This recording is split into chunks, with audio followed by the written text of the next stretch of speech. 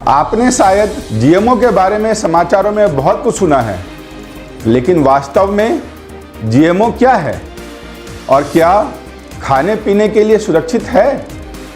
आज हम जीएमओ के पीछे विज्ञान में गोता लगाने जा रहे हैं और हमारे खाद्य आपूर्ति में उनके उपयोग का पता लगाएंगे। हेलो और नमस्कार। एग्रीकल्चर टुमारो पर शिशिर रंजन के साथ फूड फॉर एवरीवन कार्यक्रम में आपका स्वागत है। सबसे पहले आइए एक परिभाषा के साथ शुरू करें। जीएमओ आनुवांशिक रूप से संशोधित जीव के लिए उपयुक्त होता है। यह किसी भी पौधे, जानवर या सूक्ष्म जीव को संदर्भित करता है जिसमें आधुनिक बायोटेक्नोलॉजी का उपयोग करके उसकी आनुवांशिक सामग्री को किसी तरह से बदल दिया गया है। इसमें एक नई जीन जोड़ना, मौजूदा कोई एक जीन को हटाना या कुछ जीनों को व्यक्त करने के तरीके में बदलाव लाना शामिल हो सकता है। जीएमओ के तहत ऐसी फसलें बनाना शामिल है जो कीटों, बीमारियों और पर्यावरणीय तनावों के प्रति अधिक प्रतिरोधी हों और जो खाद्य सुरक्षा में सुधार करने और हानिकारक रासायनिक कीटनाशकों और खरपतवार नाशियों की आवश्यकताओं को कम करने में मदद कर सकें। लेकिन निश्चित रूप से मानव स्वास्थ्य और पर्यावरण दोनों के लिए जीएमओ की सुरक्षा को लेकर भी कुछ चिंताएं हैं। कुछ समाज सुधारकों का मानना है कि जीएमओ फूड खाने से हमारे स्वास्थ्य पर नकारात्मक प्रभाव पड़ सकता है, जैसे कि एलर्जी या कैंसर का खतरा बढ़ सकता है। कुछ लोगों का यह भी चिंता है कि जीएमओ फसलें सुपरवीड्स या कीटों के उद्भव का कारण बन सकती हैं, जो नियंत्रण के हमारे मौजूदा तकनीकों के प्रतिरोधी हो सकते हों। लेकिन जीएमओ के बारे में विज्ञान क्या कहता है? सच्चाई यह है कि विशेषज्ञों के बीच काफी बहस और असहमति है। अध्ययनों ने सुझाव दिया है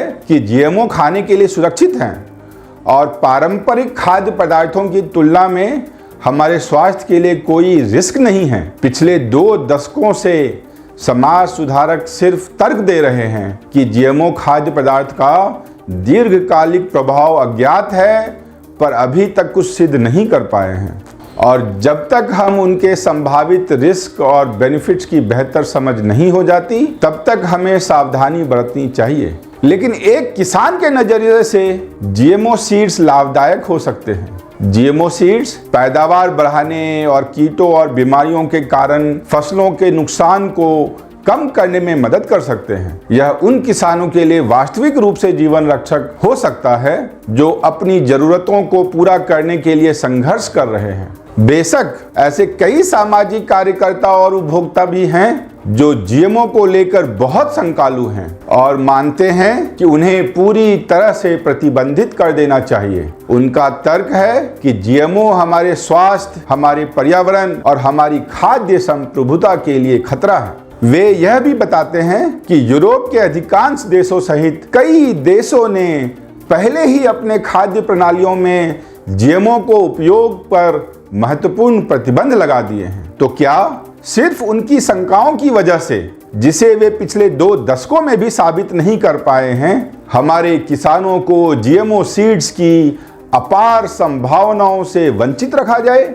यह ठीक है कि एक उपभोक्ता के रूप में आपको यह जानने का अधिकार है कि आपके भोजन में क्या है और इसका उत्पादन कैसे किया गया है। संयुक्त राज्य अमेरिका सहित कई देशों में जीएमओ वाले खाद्य उत्पादों को लेबल करने की आवश्यकता होती है। यह आपके द्वारा खरीदे जाने वाले खाद्य पदार्थों और आपके द्वारा समर्थित कंपनियों के बारे में सूचित निर्णय लेने में आपकी मदद करता है।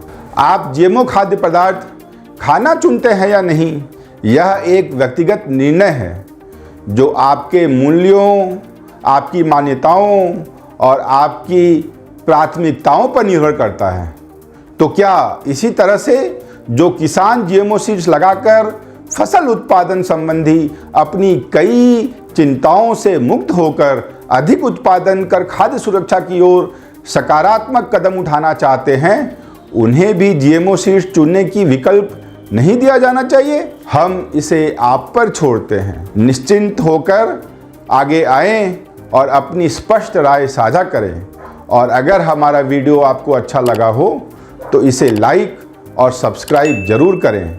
हम खेती में नवीनतम रुझानों और तकनीकों पर और भी अच्छी वीडियो के साथ जल्द ही वापस आएंगे। तब तक के लिए नमस्कार।